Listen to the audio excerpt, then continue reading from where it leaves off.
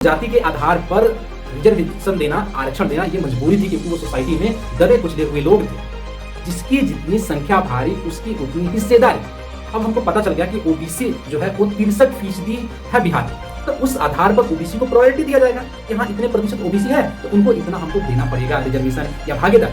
नमस्कार दोस्तों, caste census क्या होता है, इसकी क्या आवश्यकता होती है दोस्तों, और लाखों करोड़ों रुपया खर्च करके सरकारें जातिगत जनगणना क्यों करवाती है, इसकी क्या आवश्यकता होती है दोस्तों, आइए आज की इस वीडियो में समझने की कोशिश करते हैं। जो कास्ट सेंसस है इसकी क्या जरूरत होती है और इससे क्या फायदे और क्या नुकसान हो सकता है। तो लेट्स स्टार्ट गाइस।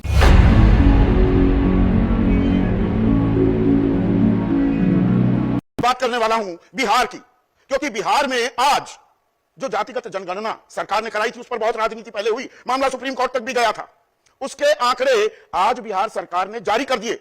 तो दोस्तों हम लोग बात करने वाले हैं कास्ट सेंसस यानी कि जातिगत जनगणना की। दोस्तों अगर हम बिहार सरकार के कास्ट सेंसस की रिपोर्ट की बात करें, उनकी आंकड़े की बात करें, तो कौन सी जाति कितनी है आइए एक एक करके समझ लेते हैं दोस्तों। तो इसमें अगर हम बात करें कि पिछड़ा कितना प्रतिशत है, कितना फीसदी है, तो पिछड़ा दोस्तों 27.12% जो है वो पिछड़ा वर्ग है। अति पिछड़ा यानी कि बिहार सरकार ने पिछड़ा को ओबीसी को दो वर्गों में बांटा है, एक पिछड़ा और एक अति पिछड़ा। यानी कि अति पिछड़ा का जो आंकड़ा है दोस्तों वो है 36.01%। यानी कि अगर टोटल हम ओबीसी की बात करें, टोटल पिछड़ी जाति की बात करें, तो वो 63% से भी ज्यादा हो जाता है दोस्तों बिहार में। इसके पहले 1931 में अंग्रेजों ने कास्ट सेंसस करवाया था, जातिगत जनगणना करवाया था दोस्तों। उसके बाद ये भारत की हिस्ट्री में पहली बार हो रहा है कि इंडिपेंडेंस के बाद किसी प्रदेश में जातिगत जनगणना हो रही है दोस्तों। अगली अगर हम बात करें दोस्तों तो अनुसूचित जो जाति है वह है 19.15%।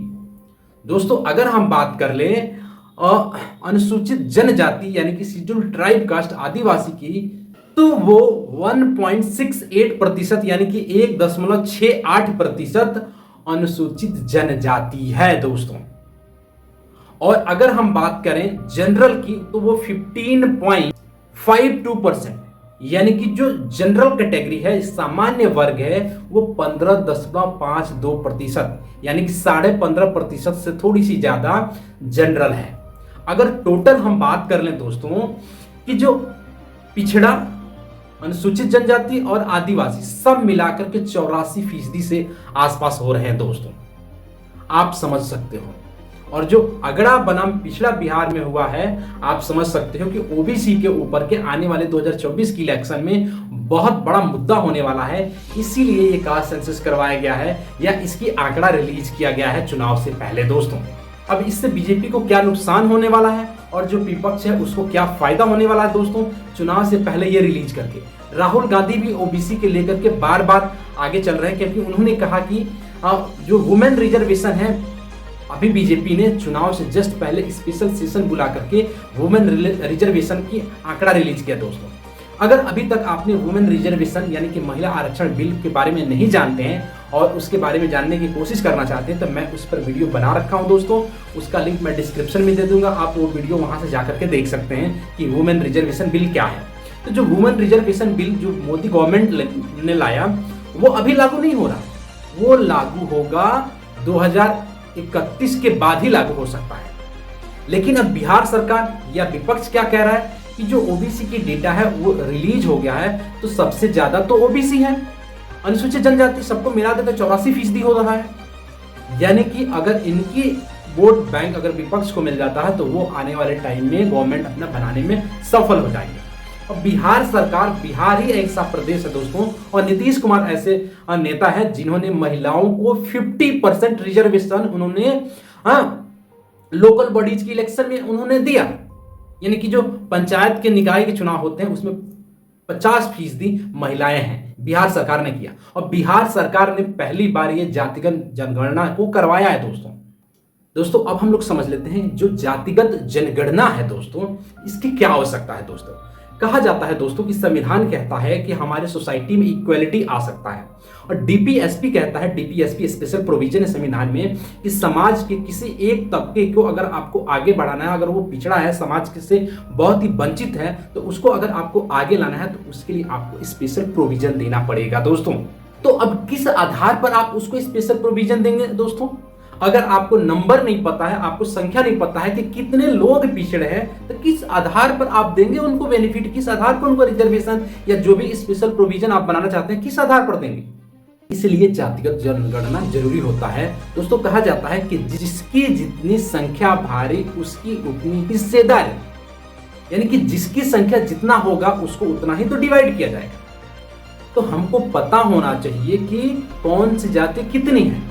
अब अगर हमको आंकड़ा नहीं पता है तो सबसे ज्यादा अगर जनरल सामान्य वर्ग के लोग आगे निकल रहे हैं, नौकरी में जा रहे हैं या सचिवालय में जा रहे हैं या किसी फीसदी में जा रहे हैं, तो उनकी संख्या तो कम है लेकिन वो ज्यादा जा रहे हैं। यानी कि जो अदर ओबीसी कास्ट है, एससी कास्ट है, एसटी कास्ट है, शेड्यूल ट्राइब कास्ट है, शेड्यूल कास्ट है, वो आगे कैसे बढ़ेंगे? उनको स्पेशल प्रोविजन देना पड़ेगा उनकी संख्या के आधार पर। अब हमको पता चल गया कि ओबीसी जो है वो 63% है बिहार में, तो उस आधार पर ओबीसी को प्रायोरिटी दिया जाएगा कि हाँ इतने प्रतिशत ओबीसी है तो उनको इतना हमको देना पड़ेगा रिजर्वेशन या भागीदारी। तो इसलिए जरूरी होता है कास्ट सेंसस यानी कि जातिगत जनगणना दोस्तों। इसके बिना हम सपोज के लिए एक सिंपल से एग्जांपल है, अगर हम समझ लें कि एक गांव का ही सर्वे करना है कि उसमें कितने गरीब हैं, कितने हिंदू धर्म के हैं, कितने मुस्लिम धर्म के हैं, या कितने ब्राह्मण या क्षत्रिय हैं, कितने एससी हैं, कितने एसटी हैं, तो अगर कुछ भी हमको देना है, डिस्ट्रीब्यूट करना है, तो हमको संख्या के आधार पर ही करना पड़ेगा, अदरवाइज तो करना पॉसिबल नहीं है ना दोस्तों। तो जब तक नंबर नहीं होगा, जब तक संख्या नहीं होगा, तब तक हम ये नहीं बता सकते हैं, ये नहीं हम स्पेशल कोई प्रोविजन नहीं बना सकते हैं कि उनको आगे कैसे बढ़ाया जाए दोस्तों। तो ये मामला है दोस्तों जातिगत जनगणना की दोस्तों। अब इसमें प्रधानमंत्री मोदी का जो रिएक्शन आया है, उन्होंने एक रैली में संबोधित करते हुए बोला है कि फिर से ये कांग्रेस की जो फितरत है वो यही है कि समाज को जातियों में बांटना।